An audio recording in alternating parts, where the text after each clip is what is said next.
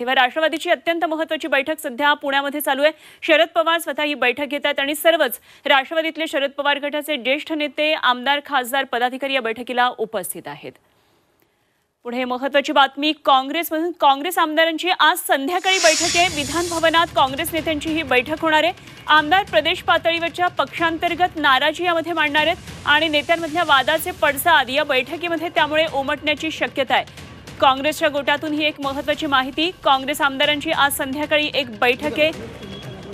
विधान भवनामध्ये ही बैठक असेल। सागर कुलकर्णी आमचे प्रतिनिधी आपल्याबरोबर जाणून घेऊया आणखी तपशील। सागर, आज काँग्रेसची बैठक असणार आहे। आमदार प्रदेश पातळीवरच्या पक्षांतर्गत नाराजी यामध्ये मांडतील अशी माहिती कळते। काय काय नेमके या आजच्या बैठकीचे मुद्दे असणार आहेत? अशोक चव्हाणांचा काँग्रेस पक्षाविषयीची नाराजी, त्यातून उरलेलं बंड आणि या सगळ्या परिस्थितीमध्ये काही प्रमुख आमदारांना आज विधिमंडळामध्ये सायंकाळी बोलवण्यात आलेलं आहे।